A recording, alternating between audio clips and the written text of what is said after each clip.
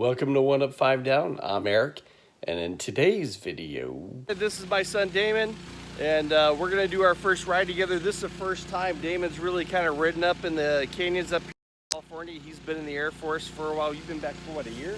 About a year, yeah. About a year, okay. Well, I'm gonna take him to one of my favorite motorcycle spots. We're gonna go hit Newcomb's Ranch. So we just got back from Newcomb's Ranch, and tell me what you thought. This is your first twisty riding.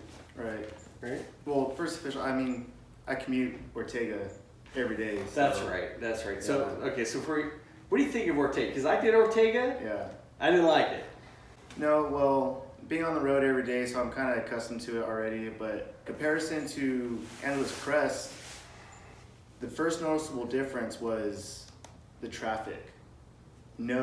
Barely any traffic. No matter what day it is throughout the week on the Ortega Highway, there's always cars. Right. It's always cars. I mean, you see, of course, you got Hell's Kitchen, you got the Lookout up there and everything, popular riding spots up there. So you see bikes up and down there all the time. On the weekend, it's very popular to see some supercars up there, the GT3s, some Porsches, McLarens, Ferraris, everything. Yeah. You see all that stuff, but they're always stuck in traffic behind a damn Prius. So, that's what you see: motorcycles, supercars, and Prius on the Ortega. Yeah.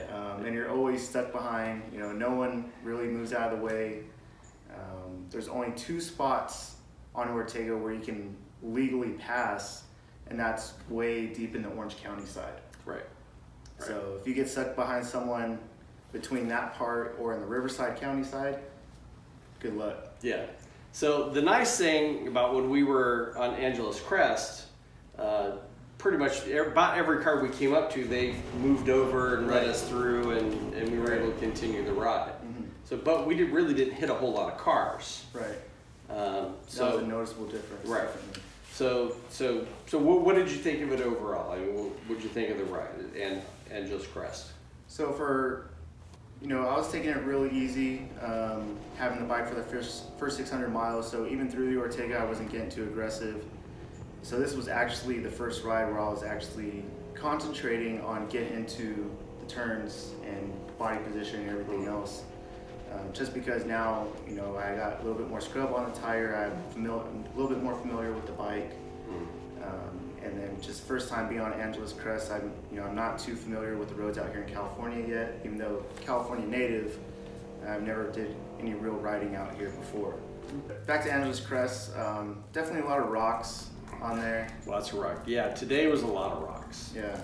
So it's, the rockiness on Aneles Crest is kind of a crapshoot. Sometimes you get days that are really clean, and today, unfortunately, wasn't one of those days. Right. So, but apart from the rocks, what did you think?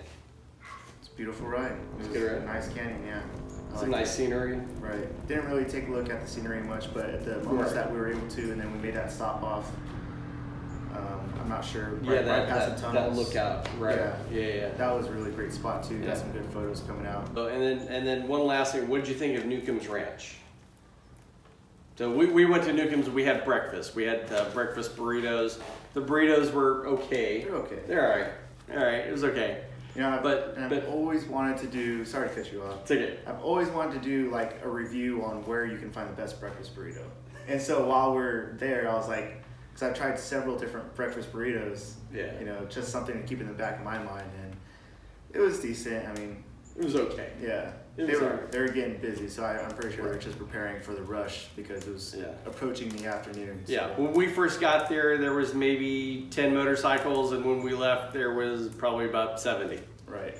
So, so at Newcomb's Ranch, there was motorcycles, there were some supercars, we saw some Ferraris, we saw some Porsches, we saw a Viper. We saw a couple GT3 RSs with terrible. Look, if you're gonna have a supercar, don't paint it glossy primer gray. Okay, do something different, please. Anyway, Remember when we had that Astro van that was a primer gray? Yeah, right. It was a glossy primer gray. Yeah, it was an Astro van. Somebody did that to 2 GT3s. How dare you? That's terrible. Anyway, whatever. So what did you think of Newcomb's Ranch? Newcomb's was cool. Definitely a larger community of bikers than I thought I was going to see, and it's really mixed too. It's diverse. Yes, it is. Because not only do you get the guys who are on the sport bikes, but the guys who are on the cruisers and everything like that. Adventure bikes. Yeah, everything.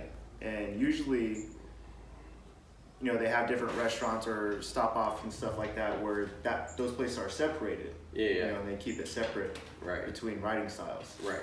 Yeah. So and we even saw a couple zeros, the electric motorcycles, which by the way is soulless motorcycle. Don't like it, but yeah.